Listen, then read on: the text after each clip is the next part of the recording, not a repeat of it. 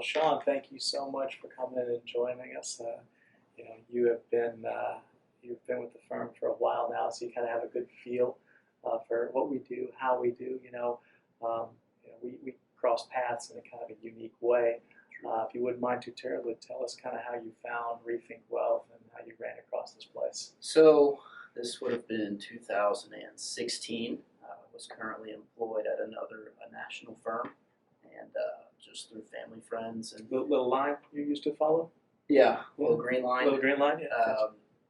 Just while I was there, I ran into Jay Bartley, who's been at the firm here for a little longer than I have. Just the relationship that we've had over the years. I know growing up with her sons that just reconnecting. It was, hey, how are things going? How have things been? Where are you at? What are you doing now? Just through that conversation of her saying, oh, that's great. If you're ever looking for a change or you want to learn more about what we do, I think you'd really like it. Please give us a call. And I think as fate or destiny, whatever you want to have it or call it, had it a couple of months later, I was ready to make a change. I was no longer enjoying what I was doing or what I was taught to do for people. And so I reached out to Jay, and Jay put me in contact with Elise and yourself, and came into the office and got to meet everybody, shake everybody's hands, and really learn what the foundation and the grassroots of what we do here. And I was like, yep, this is it.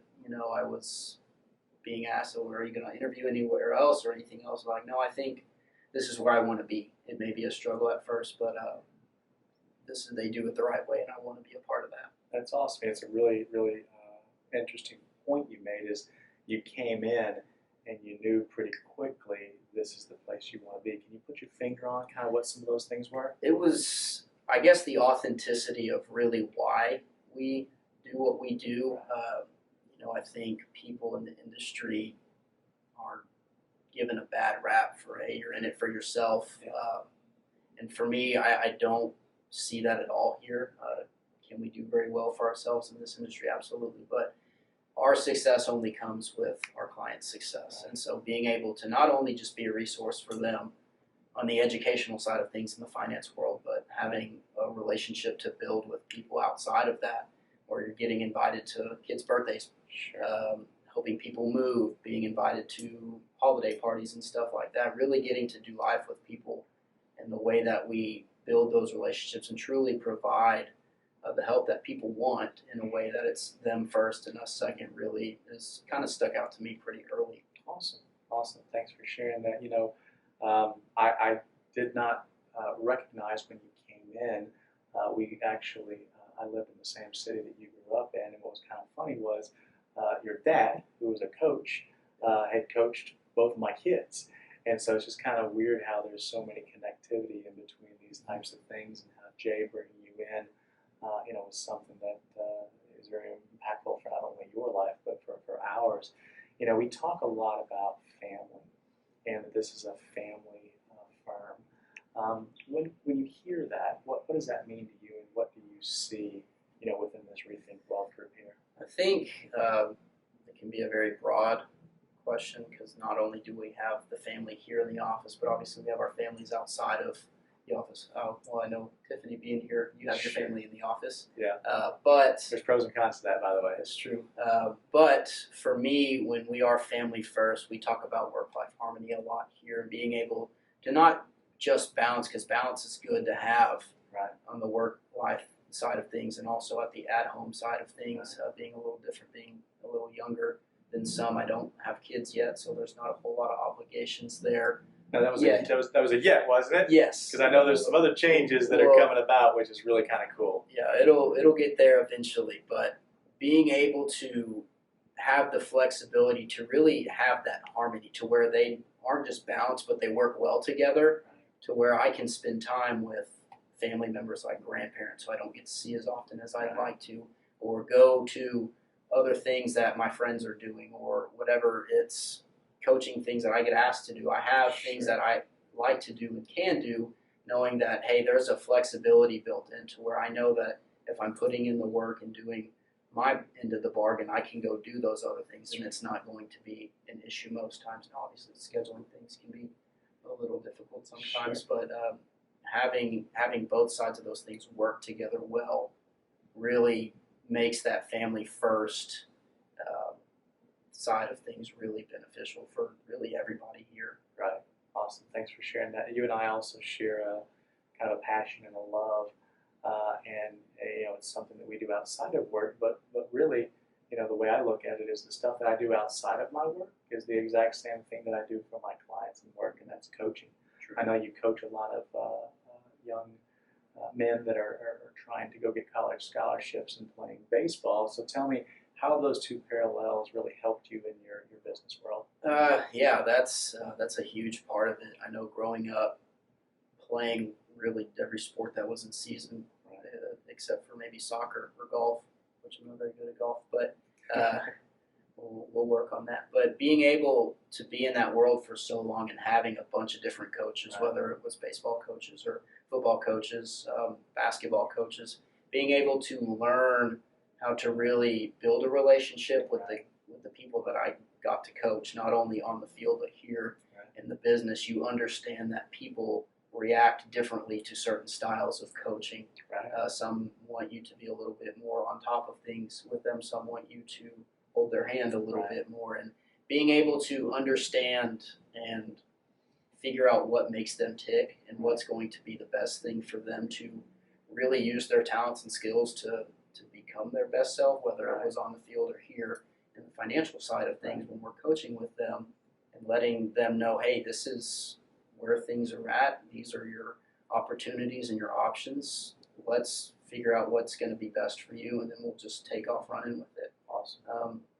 So being able to have both sides of the coaching world, not only here but outside of that, it really makes building those relationships probably the most fun part.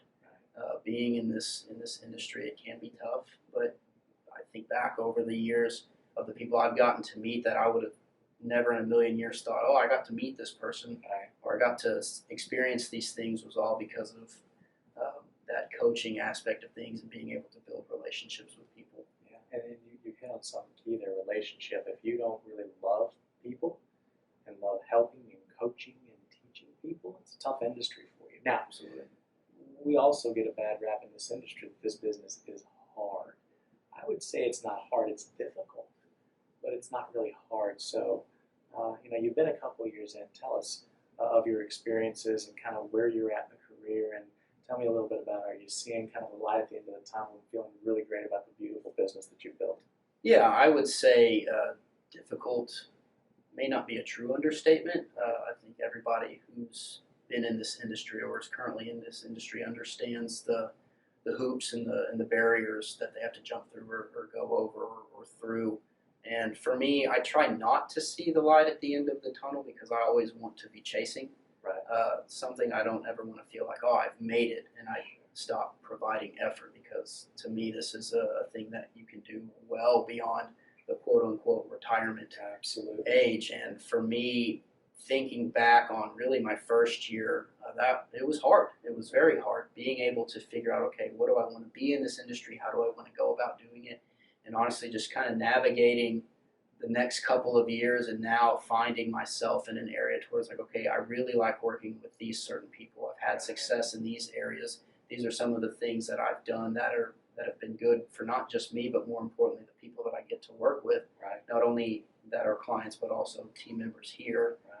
It's, I would say yes, to one extent. The light at the end of the tunnel is there, Right. but I just want it to continue to be there so I can chase it, I guess. Yeah, I've been 25 years in this. I've not arrived. I'm not even anywhere close. I've got tons of improvement opportunities, so don't ever lose that. But take time to appreciate the hard work and the success you've had, because you're building a beautiful business. So congratulations, man, on that. Well, thank you. Absolutely. So we also talked a little bit about the difference between a solo practitioner and a team member. Being from the coaching family tree, tell us about the coaching. Tell us a little bit about the team that you have around you here. So I've got a myriad of people here that I lean on very heavily in certain areas, whether it's the back office side of things with paperwork. I don't think if Terry were here, any of us would be successful. No. But the difference between having a team around you versus trying to do everything yourself, Right. it makes all the difference in the world.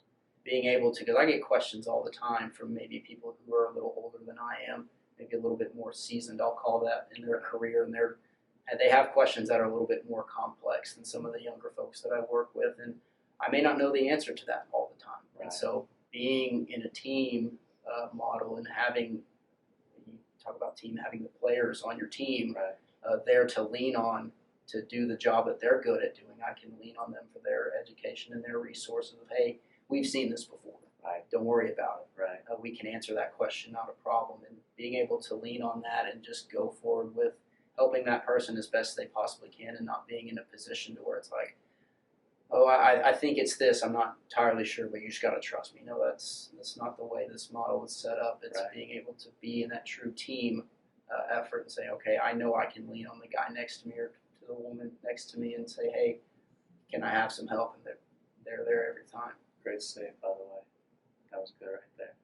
So I've asked you a lot of questions. What I want to do is give an opportunity. Is there any questions that you would like to ask me? Yeah, I know you've been in this industry for a long time. I'm sure you've navigated working with people in different walks of life, different industries. I would say, what would be your main point or 2 points of advice as far as where you want to find yourself working, or how you navigate maybe changing, or is it just a constant search of who you want to work with and why you want to work with? Yeah, so for me, it's pretty simple. I don't look at income levels. I don't look at really much other than my clients that I'm looking for.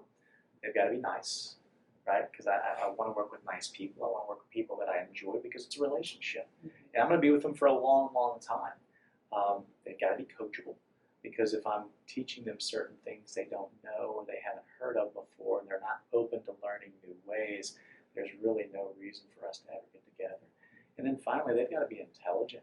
And what I mean by that is, smart people know they have to hire professionals once they get to a certain level. And that's one thing that's changed tremendously in our industry. We are very specific in the work we do, and the reason that we do it that way, and started doing it way back 9 years ago now, here at Rethink Wealth, was there's a lot of advice that's out there for free. Yep. That's on the internet. Some of it's good, some of it's not so good. That's okay.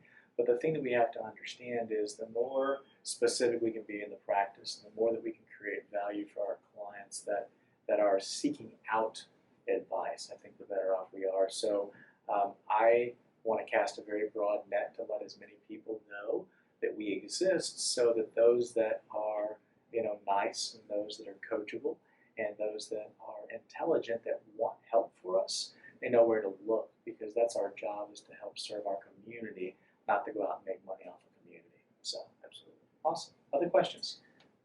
I think that's pretty much it. Being as new in this industry as I am, I know I'm a couple of years in, but still, compared to, I guess, the whole journey that it's going to end up being, is we're essentially the gun to the 100-meter dash has just gone off. It is We're just out of the blocks, but there's probably a lot of things that you and others have experienced in this world that I have not quite reached that stage of life yet. Whether it's working with different people in this area, regardless of industry or incomes or anything like that, and you kind of answered my main question.